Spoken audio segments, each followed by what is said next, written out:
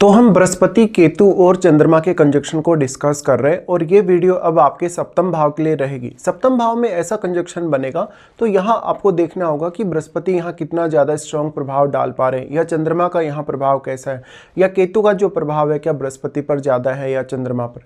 क्योंकि इस प्रकार का जीवन साथी भले ही काफ़ी प्रभावशाली हो सकता है, काफ़ी ज़्यादा ज्ञानी या विद्वान व्यक्ति वो हो सकता है, लेकिन आपको भौतिक जीवन की बजाय कहीं ना कहीं यहाँ पर मोक्ष की तरफ ले जाने वाला जीवन साथी या आध्यात्मिक रूप से डेवलप करने वाला जीवन साथी हो सकता है।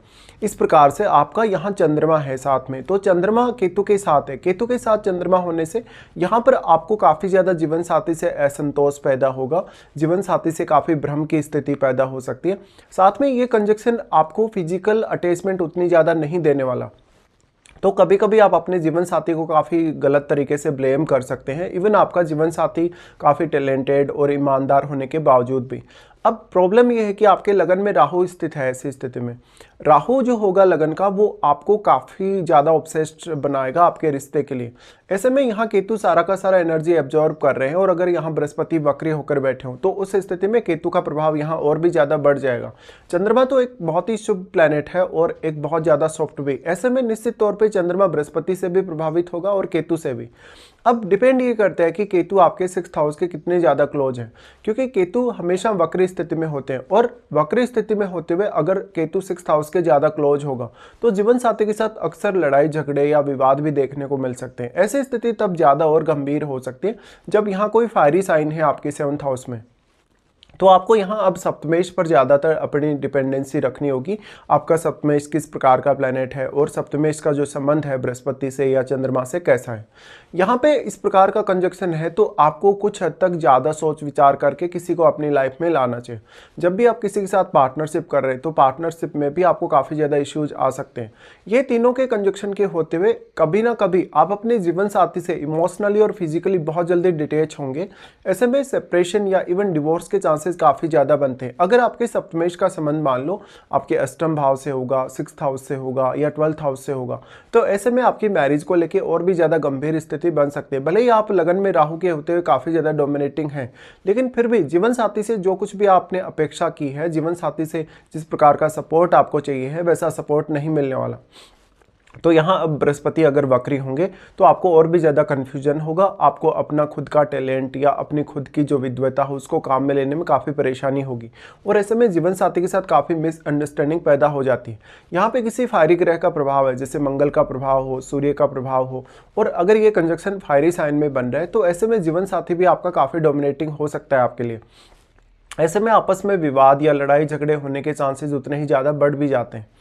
अब आपको ये देखना होगा कि चंद्रमा आपके चार्ट में कौन से भाव के स्वामी। चंद्रमा यहाँ आपकी माताजी को भी रिप्रेजेंट करते हैं, तो माताजी के साथ भी काफ़ी खराब रिलेशंस आपके हो सकते हैं अगर यहाँ पे चंद्रमा वेल प्लेस्ड ना हो।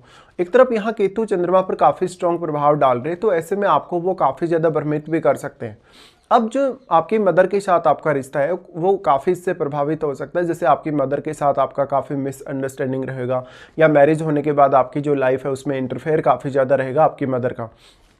बृहस्पति भी अगर वक्री हो जाए तो फिर ये आध्यात्म की तरफ ले जाने के लिए कंजक्शन अच्छा है आपके लिए। ऐसा जीवन साथी आपको भौतिक संसार से दूर कहीं ना कहीं आध्यात्मिक रूप से काफ़ी उन्नति दे सकता है, लेकिन यहाँ जीवन साथी की बात भी आप नहीं मानेंगे ज़्यादातर स्थितियों में। अब डिपेंड ये करता है कि बृहस्पति आपके चार्ट में कौन कौन से भावों के स्वामी हैं, क्योंकि अगर यहाँ बृहस्पति वक्री होकर बैठे होंगे तो केतु का प्रभाव बृहस्पति पर बढ़ जाएगा, और फिर आपका जीवन साथी के एक साधु संत बनने या पूर्ण रूप से वैराग्य धारण करने के चांसेस हैं। अब देखिए, बृहस्पति अगर वक्री होंगे तो उन भावों के लिए आपको काफ़ी परेशानी होगी जिनको बृहस्पति आपके चार्ट में रिप्रेजेंट कर रहे हैं। अब आपको उन भाव में बैठे हुए प्लैनेट्स पे ही ज़्यादातर डिपेंडेंसी रखनी होगी जिनके स्वामी आपके चार्ट में चंद्रमा या बृहस्पति हैं। साथ में अन्य कौन कौन से ऐसे प्लैनेट हैं आपके चार्ट में जो यहाँ आपके सप्तम भाव पर अपना प्रभाव डाल रहे हैं, चाहे तो वो दृष्टि के थ्रू डाल रहे हैं, चाहे वो अपने प्लेसमेंट के थ्रू। लेकिन यहाँ पर आपको एक बात और समझनी होगी कि केतु के यहाँ होते हुए केतु सारा का सारा जो एनर्जी है सप्तम भाव का वो अपने आप में समाहित कर रहे हैं, और यहाँ वो चंद्रमा को काफ़ी ज़्यादा प्रभावित कर रहे हैं। ऐसे केस में चंद्रमा क्योंकि बृहस्पति से भी प्रभावित है, बट अगर बृहस्पति का प्रभाव ज़्यादा ना हो चंद्रमा पर तो आप अपने जो पब्लिक इमेज है, जो पब्लिक छवि है, उसको लेके काफ़ी ज़्यादा कन्फ्यूजन में रहेंगे। तो आपके लिए फिर बिजनेस वगैरह करना या पब्लिकली डील करना उतना आसान नहीं होता कभी कभी। अब जो जीवन साथी है, जीवन साथी की सेहत को लेके, उनके मानसिक स्वास्थ्य को लेके आपको सबसे ज़्यादा ध्यान रखने की आवश्यकता है। आपके चार्ट में अगर चंद्रमा 12वें घर के स्वामी हो, अगर अष्टम के स्वामी हो, तो आपके लिए और भी ज़्यादा चुनौतियां गहरा जाएंगी। अब यहाँ पे इनकी अगर दृष्टियों के हिसाब से बात करें, जैसे जो जुपिटर का प्लेसमेंट है यहाँ, तो जुपिटर का दृष्टि आपके 11th हाउस पे होगा। अगर बृहस्पति यहाँ पे वक्री है तो वो आपकी जो आध्यात्मिक इच्छाएं उनको तो प्रबल करेंगे, बट आपको भौतिक सुख साधनों के मामलों में उतना तेजी से आगे नहीं बढ़ाने वाले बृहस्पति। बट अगर बृहस्पति आपके चार्ट में कहीं ना कहीं अगर केंद्र स्थानों के स्वामी हैं या वो त्रिकोण के भी अगर स्वामी हों तो भी काफ़ी बेहतर रिजल्ट यहाँ दिखा सकते हैं। लेकिन अब वो वक्री नहीं होने चाहिए। वक्री नहीं होंगे तो जीवन साथी के साथ भी कुछ हद तक आपका रिश्ता बैलेंस हो पाएगा।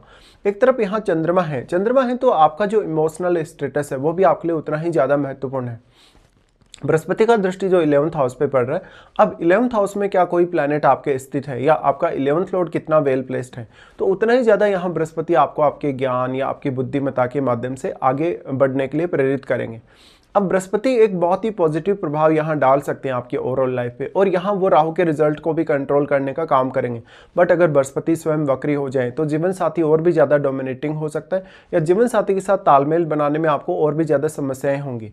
ऐसे केस में जीवन साथी के साथ पार्टनरशिप करें या किसी भी प्रकार का उनके साथ मिलकर आप कोई काम कर रहे हैं तो वो डिसीजन आपको काफ़ी वाइजली लेना होगा। अब चंद्रमा पर बृहस्पति का ज़्यादा प्रभाव हुआ तो आपके लिए लर्निंग के मामले में ये अच्छा है, स्टडी वगैरह के मामले में अच्छा है। और केतु इन तीनों में से एक वक्री ग्रह है। वक्री ग्रह के होने से आपकी मैरिड लाइफ में काफ़ी उतार चढ़ाव आ सकते हैं, मैरिड लाइफ में काफ़ी असंतोष पैदा हो सकता है, काफ़ी ज़्यादा एंग्जाइटी इश्यूज पैदा हो सकते हैं। ऐसे में बृहस्पति यहाँ आपके रिश्ते को कुछ हद तक बैलेंस करने का काम कर सकते हैं अगर बृहस्पति वक्री ना हो। फिर इनका प्रभाव आपके लगन पे होगा। बट यहाँ क्योंकि सारा का सारा एनर्जी केतु अपने में समाहित कर ले रहे हैं, ऐसे में जो जीवन साथी होगा वो एक मोक्ष की तरफ जाता हुआ पर्सन हो सकता है आपकी लाइफ में, बट वो काफ़ी सारा ज्ञान, काफ़ी सारी आध्यात्मिक प्रवृत्ति आपकी लाइफ में ऐड कर सकता है। अब लगन का जो राहु है, लगन का राहु का प्रभाव आपके 7th हाउस पे है, बट यहाँ राहु के साथ बैठा वगैरह आपके लिए ज़्यादा इंपॉर्टेंट होगा राहु की तुलना में, क्योंकि राहु और केतु के बीच में 180 डिग्री का एंगल है। इस एंगल के होते हुए राहु उतना अधिक यहाँ प्रभाव नहीं डाल पाएंगे। हालांकि अब बृहस्पति अगर वक्री ना हो तो बृहस्पति ज़्यादा अच्छा प्रभाव डाल सकते हैं आपके लगन पर। इसके साथ फिर बृहस्पति दृष्टि डालते हैं 3rd हाउस पे। देखिए 3rd हाउस पे बृहस्पति दृष्टि डालें तो आपसे वो काफ़ी हार्डवर्क करवा सकते हैं अगर बृहस्पति वक्री हो। तो बृहस्पति वक्री हो या ना हो आपकी मैरिज के लिए तो बिल्कुल भी अच्छे नहीं होंगे, और अगर केतु बृहस्पति की ज़्यादा क्लोज हुआ तो ऐसे में और भी ज़्यादा चुनौतियाँ आपके रिश्ते को लेके होंगी।